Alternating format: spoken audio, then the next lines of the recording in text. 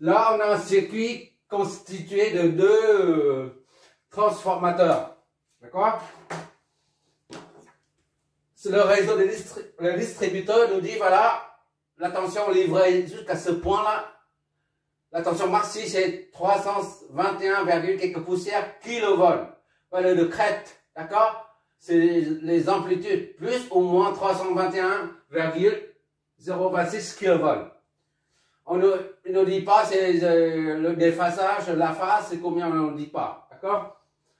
Et on nous demande, vu il y a une puissance, le distributeur a remarqué, il y a une puissance réactive qui se propage dans le réseau. Donc, le distributeur nous dit, voilà, il faut nous donner le facteur de puissance à ce niveau-là. D'accord? On va déterminer le facteur de puissance aux bornes 1, 0. C'est-à-dire le facteur de puissance en amont de l'installation qui se situe après les transforts. D'accord? Et pour ce faire, on vient mesurer. On a relevé aux bornes de la charge Z1 là. C'est IS1, c'est 433 ampères efficaces avec un facteur de puissance de 0,8 en retard. D'accord? Et la tension aux bornes de la charge, c'est de 123 kV ampères efficaces. On fait le même boulot, la même chose avec la deuxième secteur, deuxième charge. Là, ça peut être, il y a beaucoup d'habitations et tout. Et on a 810 ampères efficaces avec un facteur de en avance, 0,1 en avance. D'accord? Et la tension au niveau de la sortie du secondaire, là, du transformateur T1, c'est de 18 kVA efficace. Maintenant, il faut, en se basant sur tout ça là, on doit en déduire le facteur de puissance qui est en amont de tout ça. C'est-à-dire à ce niveau, d'ici à là. D'accord?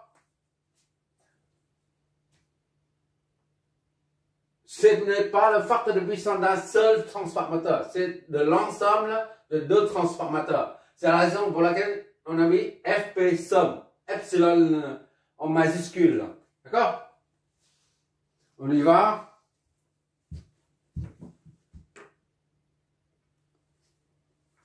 Pour commencer, comme d'habitude, puisqu'on fait l'analyse avec les phaseurs, les nombres complexes, tout ça. Donc, on convertit tout ça en amplitude. D'accord? Ça, on a déjà en amplitude. D'accord? Tandis que ça, il faut le convertir en amplitude. Donc, ça, c'est 122 fois racine de 2. On met plus fois racine de 2, tout court. D'accord? Au lieu de le multiplier. Bon, VS1, c'est kilovolt efficace 123 racine de 2. 123 racine de 2 kilovolts. D'accord? Et ça, c'est 18 racine de 2 kilovolts. Valeur maxi. 18 racine de 2. D'accord? Kilovolts. D'accord? Et IS1, c'est, on met ça ici là pour retenir, IS1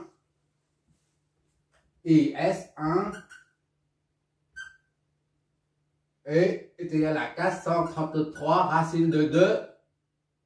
D'accord? Et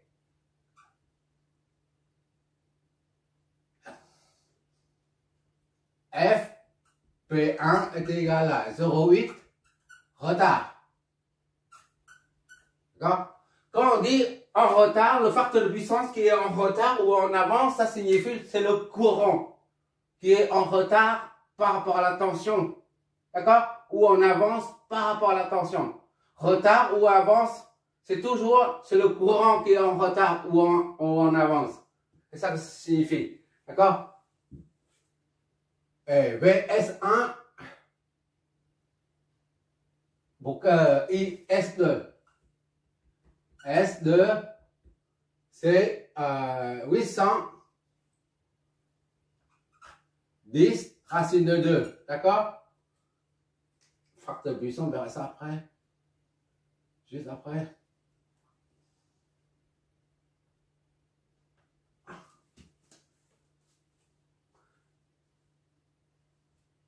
Bon. La tension V. P, c'est le feuille comme primaire. On voit, en fait. VP. On remet ici. VP est égal à 321,8026. Voilà. Parce qu'il n'y a pas de phase. On ne connaît pas de phase. Ici, on a relevé les intensités efficaces. Ici, c'est idem. De même que là. Tout ça. D'accord? C'est pour l'instant, on met ça comme ça. 0,8 retard. 0,8 FP1. 0,8 retard. D'accord? Et FP2, c'est P2, c'est 0,1 en avance. On note tout ça. Et VP, on n'en sait rien. D'accord? IS2, c'est 810. 433, racine de... OK. Bon, on efface tout ça pour alléger un peu. Voilà. IS1. IS2. On prend ces valeurs ici. D'accord? Kilovolt. Bon. Pour analyser ce circuit, comme il n'y a pas d'angle de phase, rien ne nous empêche de fixer cette tension à la phase, de prendre la phase 0 degré comme référence. D'accord? Ici, on prend 0. Tout simplement. D'accord? Voilà. Donc, VP est égal à 0. Puisque la phase n'est pas donnée. Donc, on fixe à 0 comme référence. Référence est 0 volt. Donc, ici, c'est le départ 0 volt. D'accord? Et comme d'habitude, maintenant, on en déduit les autres.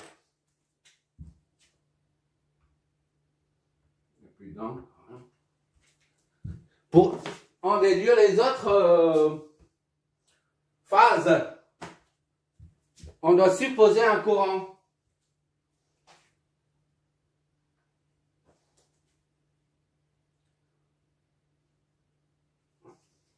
On suppose un courant IP ici. IP qui arrive là, IP qui sort d'ici là. IP. Là, IP.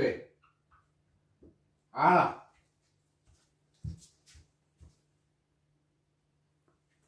On continue avec ça, puisque ça c'est inconnu là pour l'instant, d'accord?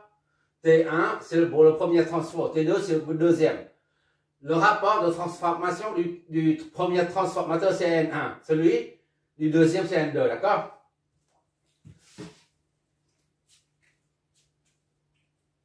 Bon, maintenant on va supposer un autre courant IP1. 1 c'est pour le premier primaire. D'accord? IP2.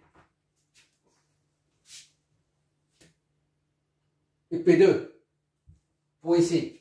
P, c'est primaire. D'accord? Pour le primaire. S pour secondaire. Ça, c'est IP2.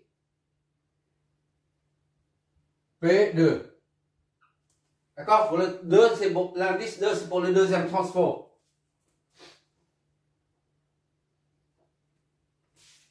Voilà.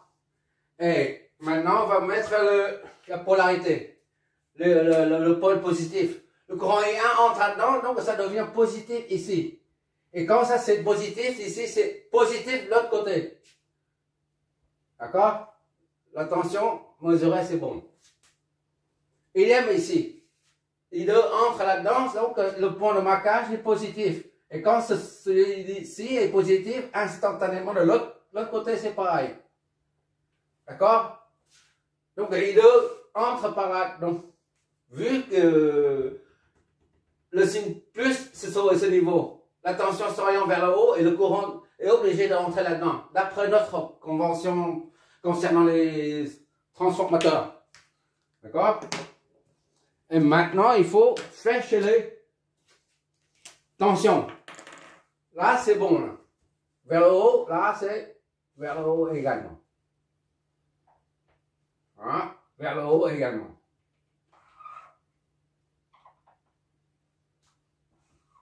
D'accord? Et puisque ici, là, la masse, ici, c'est le même point. C'est-à-dire, ici, on peut relier par un câble. C'est le même potentiel. D'accord? Ici, c'est 0. Ici, c'est idem. 0 là. Autrement dit, la tension, le potentiel ici est le même que celui-là. Le potentiel à ce point est le même que celui-là. D'accord?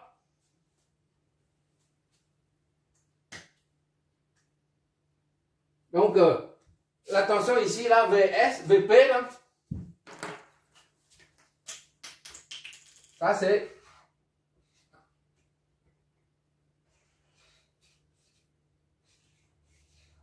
VP.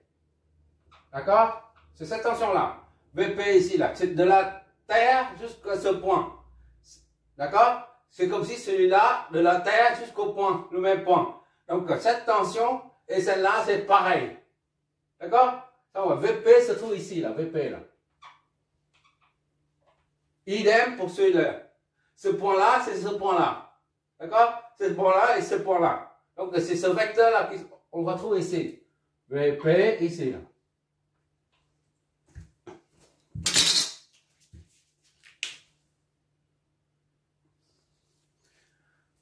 VP, c'est la phase de VP, c'est 0.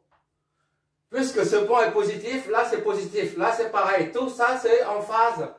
VS1 est en phase avec VP. VS2 est en phase avec VP également. Or, VP, la phase de VP, c'est 0. Donc ici c'est 0 également. D'accord? On en déduit petit à petit. Voilà, 0. Et vu que ça c'est une charge et que le courant entre par le pôle positif, ça signifie que la tension aux bornes de la charge Z1 c'est vers le bas. D'accord? VZ1. Et VZ2 c'est ici. Bon, je prends une autre couleur parce que c'est pas bon de continuer avec ça. Ça c'est pas bon. On voit rien du tout. J'ai plus d'encre. On va utiliser ça. Le vert. Même si c'est mal, on ne voit pas la différence. Je ne sais pas si on voit la différence. On voit la différence quand même. Bon, c'est mieux que rien.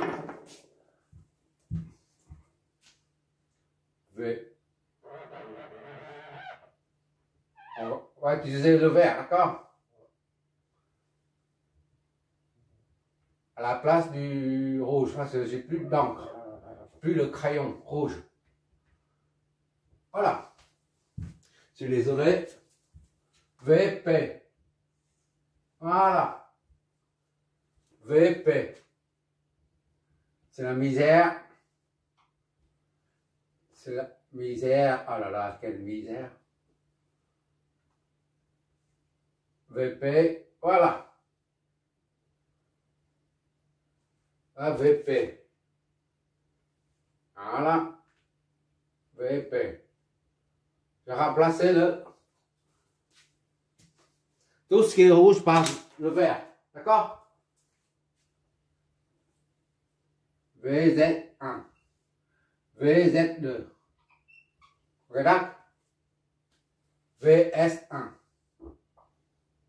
VS1. VS2. 2. On laisse.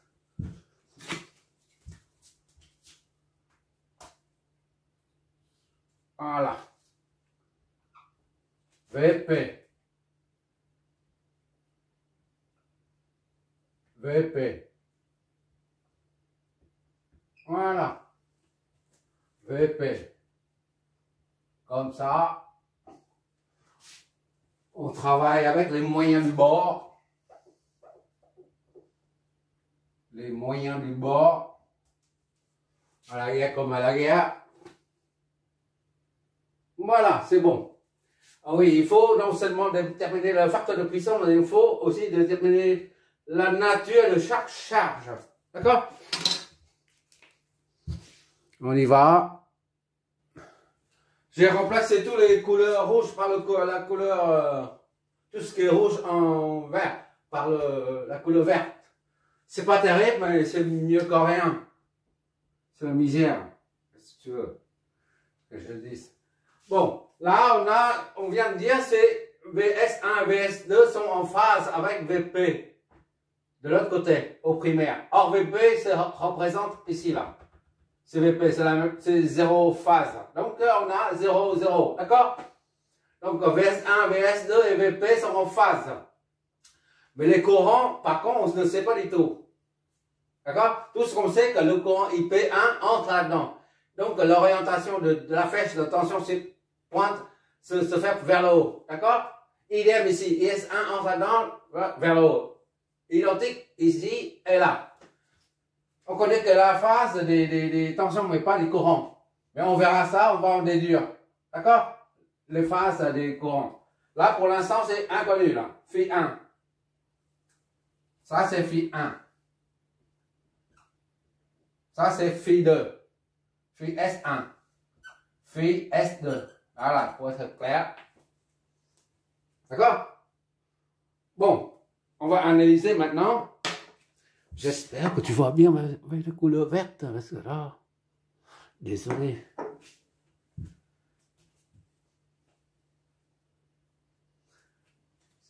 Comme d'habitude, là, on a une seule source. Donc, on considère ça est vu comme le primaire. Et il n'y a pas de source de ce côté. Là, il est vu comme le secondaire. D'accord? Puisqu'il y a une charge qui est raccordée. Il est pour ce transformateur. Celui-là est vu comme primaire. Il est alimenté par la source VP. Là. Et là, il n'y a pas de source. Ça, c'est secondaire. D'accord? Pour commencer, on va appliquer là le rapport de transformation. D'accord? Tous les paramètres sont au domaine fréquentiel. Ça, c'est en fréquence. Quand on utilise des nombres complexes, ça implique le domaine fréquentiel. D'accord? Et Z sera, Z1, Z2 seront exprimés aussi en fréquentiel après. Maintenant, pour le premier transfo, on a VS1, d'accord? V2 sur V1. Ok là? V2 c'est VS1, VS c'est VP. VS1 sur VP est égal à plus N, puisque les deux flèches pointent vers le pôle positif. VS1 sur VP ou non complexe. Voilà, on met ça comme ça. Est égal à plus N. Est égal à combien? On ne connaît pas. D'accord? Mais on connaît VS1, VS2. D'accord? Donc, N est égal à, bon, on supprime ça. Pour l'instant, on n'a pas besoin. N est égal donc à VS1 c'est en valeur efficace ou l'autre 123 sur VP. Ici, c'est, il faut diviser par racine de 2 pour que ça donne. La tension en amont des deux transformateurs, c'est en amplitude. 221, 0,26. Maintenant, on divise par racine de 2 pour avoir la valeur efficace. D'accord? 227 kVA. 227. 227. Ou alors, on prend 123 racine de 2 divisé par ça. Ça revient au même. D'accord? Ça, c'est 1.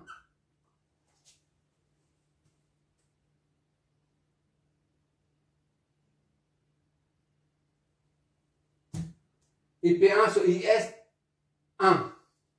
I1 sur I2 est égal à moins N. Les deux courants qui entrent dans les points de marquage. I1 correspond à ça. I2 correspond à ça. puisque les deux courants entrent tous deux en même temps dans le point de marquage, et 1 sur I2 est égal à moins N. D'accord?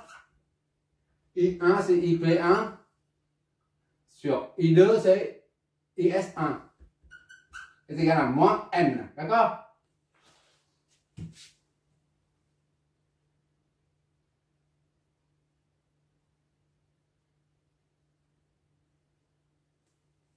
I1,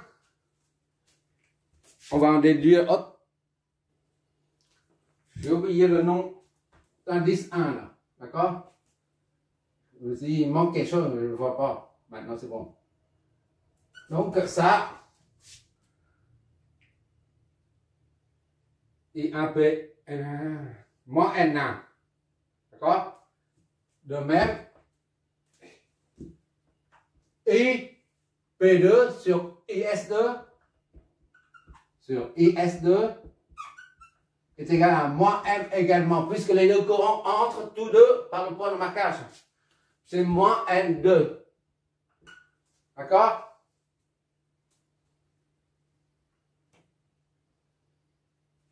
Là, c'est N1. Et VS2 sur VP est égal à plus N2. D'accord? C'est-à-dire N2 est égal à VS2 là, 18 sur ça là. Alors le F efficace c'est 227. D'accord?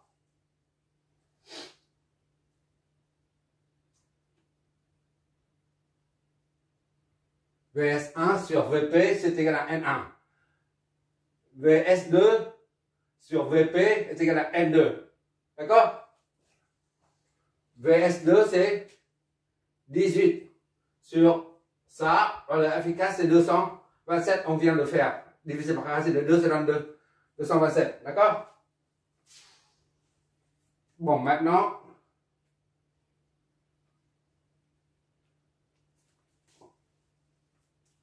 on remplace là-dedans, là, N1, N2, on injecte là-dedans pour trouver les courants. On va trouver IP1 et IP2. IP1 est égal à moins N1 fois IS1. D'accord? Ici, là, ça donne ça. Est égal à moins N1, c'est ici. 123 sur 227 fois IS1. D'accord? De même, IP2 maintenant. IP2 là est égal à moins N2 fois IS2. D'accord? Moins N2. N2 c'est ça. 18 sur 227. D'accord? Fois IS2. Je m'éloigne pour mieux voir le truc là. On continue là, on remarque que IP est égal à IP1 plus IP2. D'accord? On additionne ces deux là pour avoir IP. D'accord? A, IP est égal à IP1 plus IP2. Ok là? Donc IP est égal à ça plus ça. Moins 123 sur 227. D'accord? Fois IS1. D'accord? Moins ça, IP2 c'est moins 18 sur 227 IS2. Notre but c'est de trouver le facteur de puissance en amont de cet ensemble, ainsi que les charges. D'accord? Bon, appelons ça par 1. Voilà.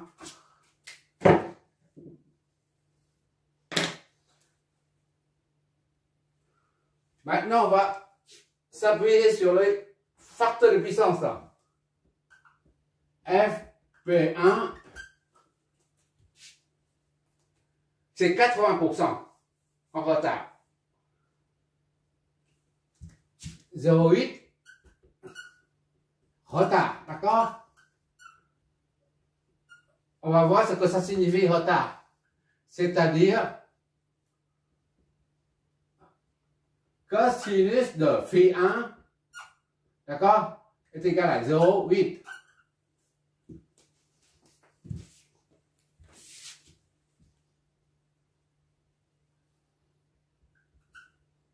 Phi 1 est égal à FB 1 est égal à 0,8. D'accord?